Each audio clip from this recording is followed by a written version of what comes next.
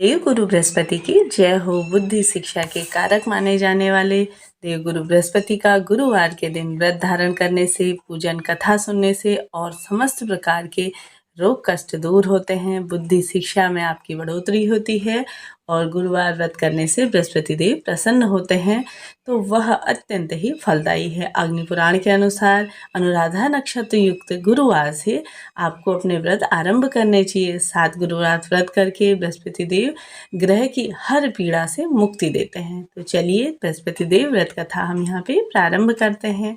तो प्राचीन समय की बात है, एक नगर में एक बड़ा व्यापारी रहता था।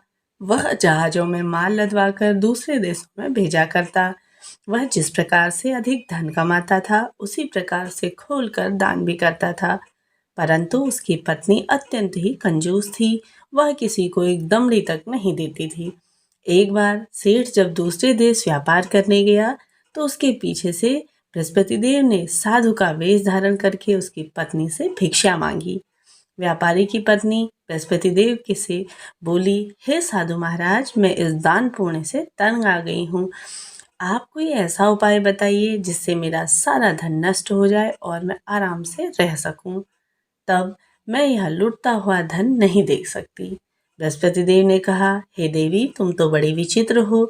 संतान और धन से भी कोई भला दुखी रहा। अगर अधिक धन है तो इसे शुभ कार्यों में लगाओ, कुंवारी कन्याओं का विवाह कराओ, विद्यालय और बाग बगीचे का निर्माण कराओ। ऐसे पुण्य कार्य करने से तुम्हारा लोक परलोक सार्थक हो सकता है। परंतु साधु की इन बातों से व्यापारी की पत्नी में कोई खुशी नहीं मिली।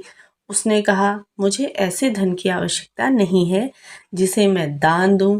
तब बृहस्पति देव बोले, यदि तुम्हारी ऐसी ही इच्छा है तो तुम एक उपाय करना।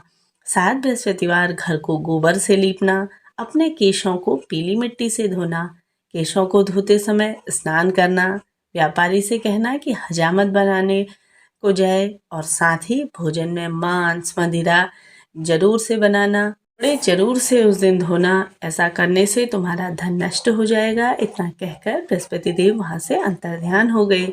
व्यापारी की पत्नी ने बृहस्पति देव के कहे अनुसार 7 बृहस्पतिवार वैसा ही करने का निश्चय किया।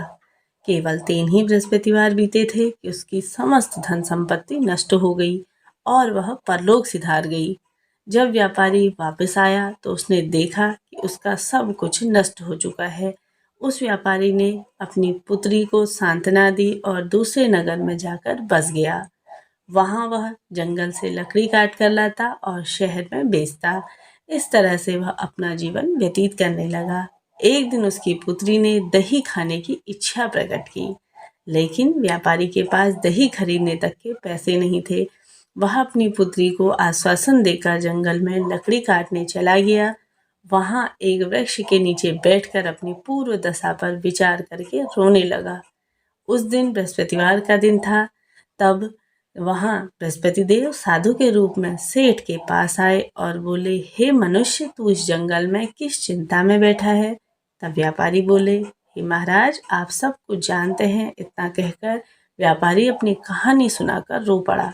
बृहस्पति देव बोले, देखो बेटा, तुम्हारी पत्नी ने बृहस्पति देव का अपमान किया था, इसी कारण तुम्हारा यह हाल हुआ है।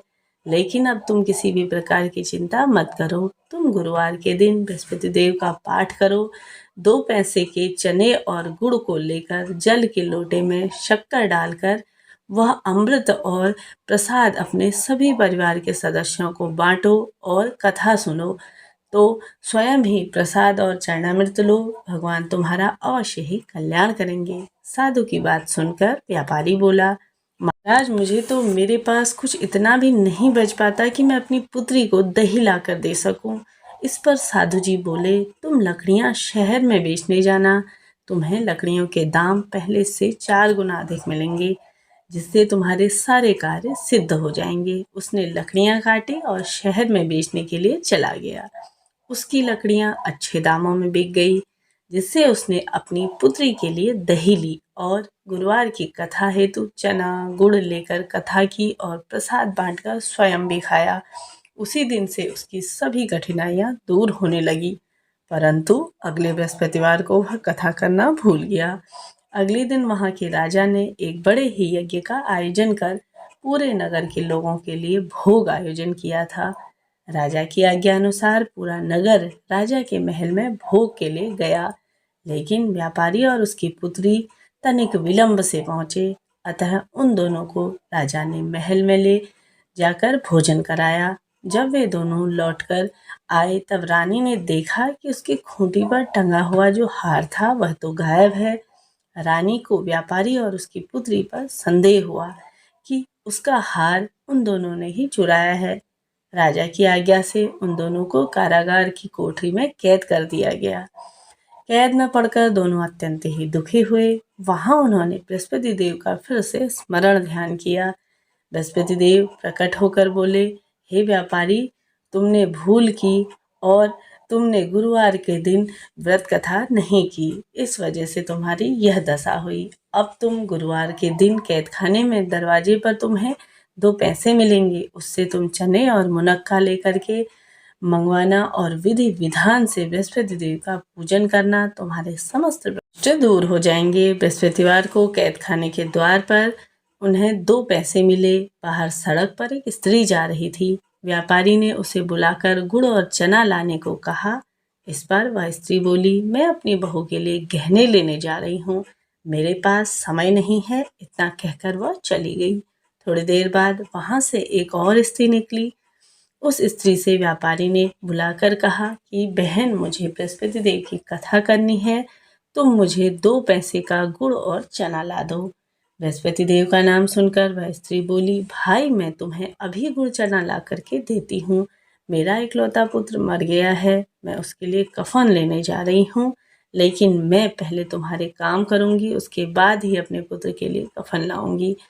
वह स्त्री बाजार से व्यापारी के लिए गुड़ चना ले आई और स्वयं भी बृहस्पति देव की कथा सुनी। कथा के समाप्त होने पर वह स्त्री घर गई और घर पर लोग उसके पुत्र की जैसे ही उसे ले जाने लगे तो उसने स्त्री ने बोली, मुझे अपने लड़के का मुख देखना है।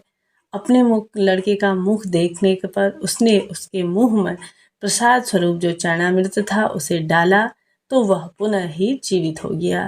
पहली स्त्री जिसने बृहस्पति देव का निरादर किया था, वह जब अपने पुत्र के विवाह हेतु पुत्र वधू के लिए गहने लेकर लौट रही थी तो तब उसका पुत्र घोड़ी में बैठकर निकला था और घोड़ी ने ऐसे ही उछाल मारी कि घोड़ी का पुत्र जमीन में दे गिरा और बहुत सी चोट आ गई। यह देखकर स्त्री रो रो कर बृहस्पति देव से क्षमा याचना करने लगी। उसी स्त्री की याचना से बृहस्पति देव साधु वेश में वहां पहुंचकर कहने लगे, हे देवी, तुम्हें अधिक विलाप करने की आवश्यकता नहीं है। यह बृहस्पति देव का अनादर करने के कारण हुआ।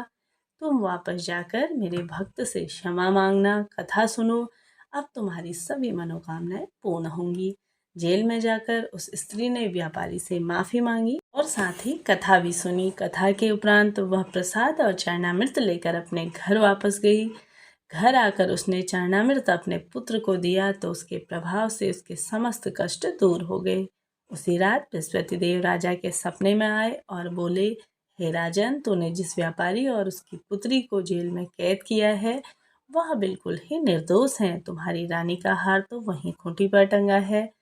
फिर अगले दिन राजा ने हार देखा तो वहीं खूंटी पर लटका हुआ था। तो राजा ने उस व्यापारी को और उसकी पुत्री को वहां से रिहा किया और उन्हें आधा राज्य देकर, सुंदर वस्त्र आभूषण देकर के, साथ ही उसकी पुत्री का विवाह उच्च कुल में करवाकर खूब दहेज में हीरे जवाहरात दे करके उन्हें विदा किया। तो इस प्रकार से है गुरुदेव देवगुरु बृहस्पति की महिमा। जो भी भक्तजन सच्चे मन से, सच्ची श्रद्धा से इनका व्रत धारण करते हैं नियमों से, जैसा कि इस दिन आप सभी को विशेष कल पूजन करना चाहिए। केले वृक्ष का जल के लोटे में आप सभी और चने की दाल रख करके आप सभी को जल चढ़ाना चाहिए। साथ ही साथ घी का एक दीपक प्रज्वलित करिए। साथ ही आप सभी को गौ माता को गुड़ और रोटी इत्यादि उसमें चने की दाल रखे अवश्य से ही खिलाना चाहिए। इससे आपके समस्त प्रकार की जो भी परेशानियां हैं बहुत दूर हो जाती हैं। देवगुरु बृहस्पति की महिमा जिस पर होती है उसके समस्त प्रकार के रोग कष्ट दूर हो जाते हैं। कुंडली में देवगुरु बृहस्पति अगर मजबूत अवस्था में हो तो हमारी सभी काम स्वतः ही पूर्ण हो जाते हैं। इस प्रकार से गुरुवार की व्रत कथा थी। वीडियो अगर आप सभी के लिए उपयोगी रहा हो तो वीडियो को लाइक शेयर करिए। साथ ही मेरे चैनल पर आप सभी नए आए हैं तो चैनल को सब्सक्राइब करना ना भूलिए। मिलते हैं अगली वीडियो में, तब तक के लिए जय श्री कृष्णा, राधे राधे।